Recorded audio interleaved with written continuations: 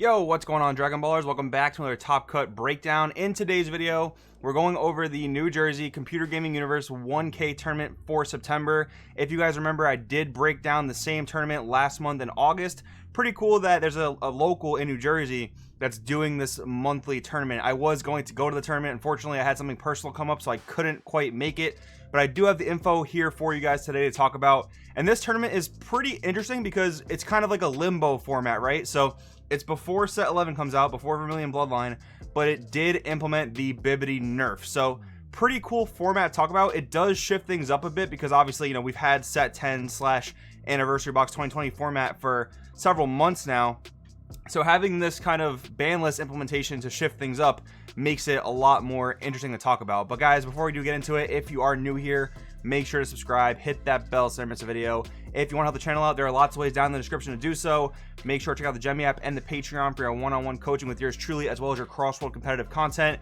Make sure to use deck protection down there for your sleeves, deck boxes, binders, all that good stuff. And finally, guys, if you want to buy or pre-order the cards you see in today's video, be sure to use my link in the description to TCG Player. Each and every one of those things really helps the channel keep going, guys. I do appreciate everyone that helps the channel out in that way. That being said, let's get started by reading off the top 8. We had one Vegex, one Skillus, one Yamcha, one Bulma, one Dredge Goku, one Reboot Goku, one Soul Striker, and one Invoker. So 8 different decks in the top 8. That alone makes it really, really interesting to talk about. But with that being said, let's get started with the Boogeyman. We're going to talk about Vegex first. So like I mentioned before, the BIBIDI nerf is in effect. So BIBIDI can only reach a maximum power of 15k because it has this base 3k power as well as a 12k that it's limited to getting from the new errata. So of course, going into this tournament, one of the biggest questions was going to be, how was Vegex going to perform? And from what I heard from the room, from a few friends that were at the tournament, there was not a lot of Vegex in the room at all. Now, it still made the top cut, which is pretty interesting. It means that, it seems like it's still a strong deck. It's still a good deck. It's still worthy of being in the format, but it's definitely got a lot less representation than the past several tournaments we talked about. The past several tournaments that we've covered here on the channel, Vegex was 3 or more slots in the top cut. That's whether you looked at a top 16 or a top 8. So comparing that to now, with the BIBIDI nerf in effect, I think that Vegex is going to kind of come into a position where it's going to hit or miss different top cuts. Now, keep in mind, we're going to have a few more tournaments before the release of set 11, a few more of these online core TCG, top cut events, online tournaments. And I don't think they're going to go with the ban list because those are actually Bandai sanctioned events. This might actually be the only tournament in this like limbo format where BIBIDI is nerfed. We're playing purely set 10 / anniversary box. And, we're going to see results like this. So I wouldn't be surprised if there were more tournaments that, ran with this type of limbo format. I wouldn't be surprised if Vegex was one of those decks that kind of, looped in and out of the top cut. Because the thing with BIBIDI, while I do think the leader can potentially be a problem down the road, kind of like, SS3 Goku and Super Shenron, if we compare it to those leaders where, you can hit the problem. And in this case, BIBIDI was a problem.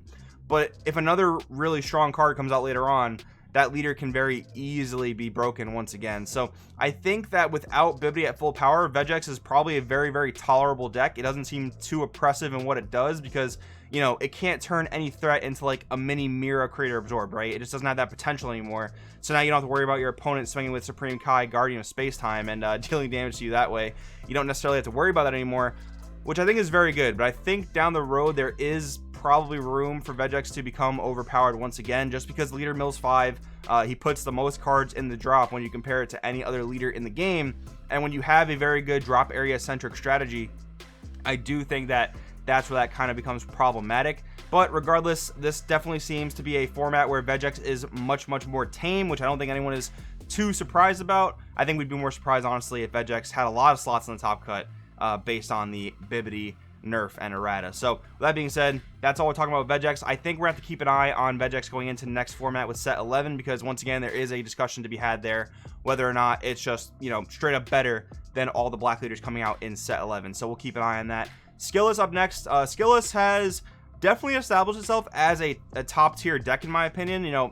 Before I guess the anniversary box stuff would come out, we'd see Skillus here and there in the top cuts, but it really has been topping very, very consistently. I think it's established itself as one of the top tier decks right now, and for no other reason well, one of the main reasons being that I think it just destroys blue. Like, Zeno Unison is the card that blue really leans into right now, and Skillus just absolutely destroys that. We've talked about it many times. We have the turn 1 Unison, which on its own is a 10k attacker. Then it self spawns 2 more 10k attackers plus your leader attack. That's 4 markers off of a Zeno by turn 2. Besides that, you have your Android 8/Goku Bonds of Battle. That itself is a 15k that brings out 2 more 10k bodies and then swings at the Zeno Unison.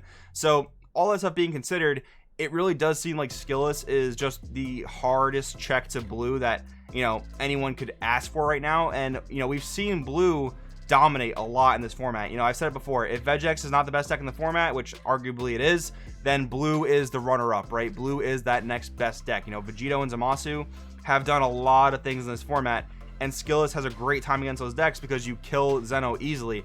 And when you're able to kill Zeno easily, no matter what deck you're playing, whether it's Skillus or some other, you know, weenie spam type of strategy, if you can kill Zeno easily, Vegito and Zamasu both lose so much value because, you know, you're limiting Vegito's energy, you're limiting their turn 3 Obuni, you're limiting their additional energy to give their Unison triple strike, and then in Zamasu, if they had to actually kill one of their regular energy every turn to either bottom deck a threat or to gain dual attack and draw 2, they're losing so much tempo. They really just can't make efficient plays at that point. So Skillus being in that position, very good. Shout out Jason Capola, one of my good friends. I actually profiled him last month when he topped with Skillus. He topped once again. I'm sure he made some changes to his list to make it better, but if you guys do want to check out the base concept for the list, it is on the channel from about a month ago.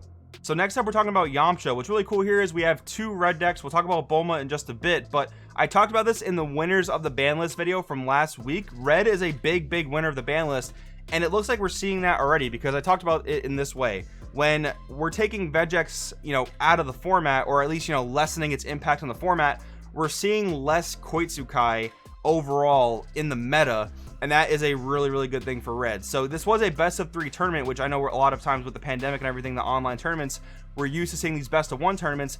This was actually a best of 3 tournament, and just to see less Vegex in the room, I think gives red a lot of breathing room. I really did position Yamcha to be a really good deck in set 10 format, and I think it really just took, you know, the lack of Koitsukai to get there, because right now the best decks that can answer Topo, and Topo is definitely one of the linchpins of red right now, one of the best decks to answer Topo is blue. And what you'll notice in this top 8, lack of blue, a very big lack of blue. So lack of blue, lack of red really just seems like the perfect opportunity for Yamcha. And what's really cool about Yamcha is he has a win condition that not many decks can interact with. So what the leader does is, a lot of you guys might not know, you may not have seen it in quite some time because it hasn't been topping.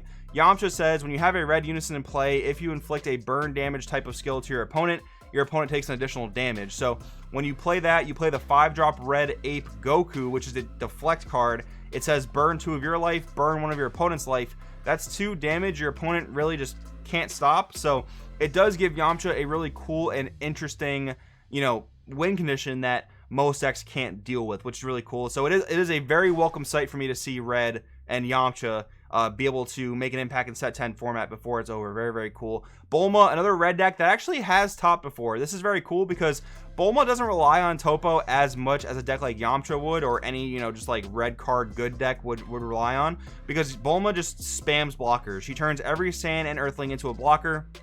Combine that with the bandage spike package, you're literally having an endless supply of blockers. And Bulma was actually one of those decks that was seen as a hard check to Vegex because of the sheer amount of blockers you could put out there. You know, you could put out more blockers than Vegex could put out attacks.